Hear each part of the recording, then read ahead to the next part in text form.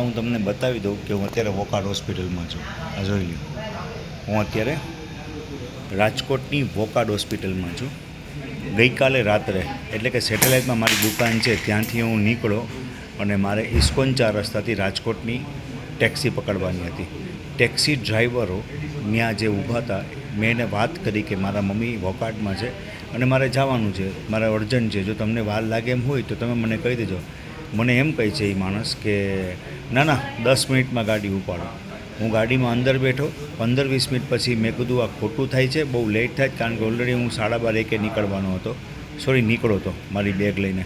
હવે વાત એ છે, મારી આગળ જે છોકરો બેઠો હતો આગલી સીટમાં, ડ્રાઈવર સીટની બાજુમાં, એ છોકરો એમ બોલ્યો કે હું એરપોર્ટથી આવ્યો ને છેલ્લી પોણી કલાકે બેઠો છું.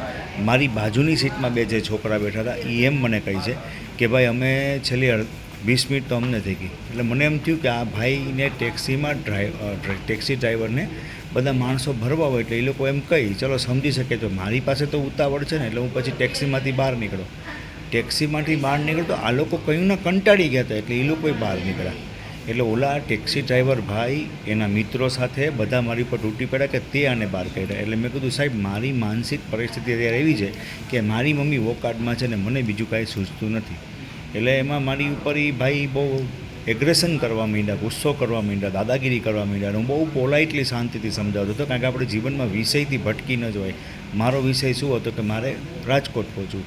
સાહેબ ભગવાન સ્વામિનારાયણના સોગંદ ખાઈને કહું કે હું ટેક્સી ડ્રાઈવરને પગે લાગ્યો, સાહેબ મારો મગજ અત્યારે ઠેકાણે નથી, મારે જવું છે ને, મારો આવો સ્વભાવ નથી કે હું કોઈની આઈનીમાં કરું, મને નથી પોસાય એમ, મારે લેટ થાય છે માટે હું તમારી ટેક્સીમાં ન બેઠો. આમ વાતચીત કરતાં કરતાં મને ઘેરાવ કરે, મારી પાછળ ભેગા હાલે કે તે જ આ બધાને ઉતરે. પછી છોકરાઓને પાછા એ લોકો તો બેસી ગયા. એટલે હું બહાર વાટ જોતો હતો. મને કે બેસો એટલે ગાડી ચાલુ કરી. હું તમે ગાડી ચાલુ કરો એટલે હું બેસીશ. તો કે થોડો કાંટો મારવો પડશે. મને બધા સીન ખબર છે. મારું અત્યારે એક જ વસ્તુ દેખાય, મારે રાજકોટ પહોંચવું જરૂરી છે. આ બધી ઘટના પછી, આ બધી ચાલુ ડિસ્કસ ત્યાં ટાઈમે પછી ત્યાંથી એક મોઇનભાઈ કરીને ગાડી આવી, એક મુસ્લિમ ભાઈની, અને મેં એને સીધી ગાડી બ્રેક મારી. એટલે મેં કીધું સાહેબ મારે એ કે રાજકોટ આવી જાવ ડાયરેક્ટ કે નીકળવાનું છે. હું એની ગાડીમાં બેઠો. ડ્રાઈવર મોઇનભાઈ હતા, મુસ્લિમ. દિલથી કહું છું થેન્ક યુ મોઇનભાઈ, થેન્ક યુ. અને એ મોઇનભાઈની ગાડીમાં જે હું આગળની સીટમાં બેઠો કે તરત ઓલા ડ્રાઈવરભાઈ આવી ગયા, બરાબર, અને એમ કીધું કે ગાડી અહીંથી ઉપડશે ને આને નીચે ઉતારી કે. સાહેબ એમ કહું છું કે ગાડીનો દરવાજો ખોલીને ઓલો અમિતાભ બચ્ચનનો પોઝ આપીને આમ ટાટીઓ આડો રાખીને મને દબાવે છે. મેં કીધું સાહેબ તમે કાઠિયાવાડના છો કે કોણ છો? હું તમને એમ કહું છું કે મારે નીકળવું જરૂરી છે ને તમને લોકોને વાર લાગે છે. એમાં એટલી હદે રકઝક કરે છે કે ન પૂછો વાત. પછી મોઇનભાઈને કીધું કે તારે ટેક્સી આગળ વધારવાની નથી.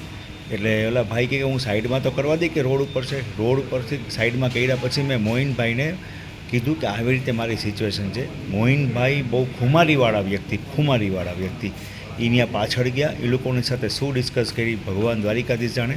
અને પછી મોઇનભાઈ કીધું કે જાવી કે તમારું કામ થઈ ગયું. એ કે એ લોકોને મેં સમજાવી દીધા કે ભાઈ એને લેટ છે, આમ છે તેમ છે, જે કાંઈ પણ એ લોકોએ ડિસ્કસ કર્યું મને હજી લગી નથી ખબર. મોઇનભાઈ ગાડી ઉપાડી, અમે લોકો નીકળી ગયા. પછી પહેલો હોલ્ટ આવ્યો ને ચાનો, ન્યાય એ ડ્રાઈવર હતો અને મોઇનભાઈને એમ કહે છે કે આણે મારા માણસોને ઉતાર્યા હતા. હવે વિચારો કે મારો વિષય એક જ છે કે મારે રાજકોટ પહોંચવું, અને એમાં આવી શું, એમાં આ કઈ માનવતા અને આ કઈ લુખ્ખાગીરી. તો દોસ્તો, ઇસ્કોન 4 રસ્તા ઉપર ટેક્સીવાળા જે ભાઈઓએ મને હેરાન કર્યો છે, ખરેખર હું એમ કહું છું કે આવી સિચ્યુએશન આવી રહી પ્રૂફ સાથે. હું અત્યારે રાજકોટની વોકાર્ડમાં છું ને, હું એ સિચ્યુએશનમાં ત્યારે હતો ને, બહુ મને હેરાન કર્યો. હું સ્પષ્ટ શબ્દોમાં કહું, મને બહુ જ હેરાન કર્યો. હું ધારત તો એનો વિડીયા બનાવત, હું ધારત તેની નંબર પ્લેટના ઓલો કરત, પણ મને ખબર છે કે એ ડ્રાઈવર છે, ગાડી કોઈક બીજાની હશે, રાઈટ. મને બધી ખબર પડે છે, વિષયથી મારે ભટકવું નથી. તો આવા છીછરી માનસિકતાવાળા લોકોને સમજાવજો. જો તમે તમારી ગાડી આપતા હો તો કે સમય સંજોગ પ્રમાણે વાત કરાય ને. મારી ઉપર આમ સમજો જ ને, આમ તૈયારી એમ અટેક કરવાની. તો આ સદંતર ખોટી વાત છે. આવું ન થવું જોઈએ મારી જગ્યાએ કોઈ પણ હોય. મેં તો ઠીક છે ગમે એમ કરીને લોકોને હેન્ડલ કરવાનો પ્રયત્ન કર્યો ને, પણ આ ટોટલી ખોટું છે.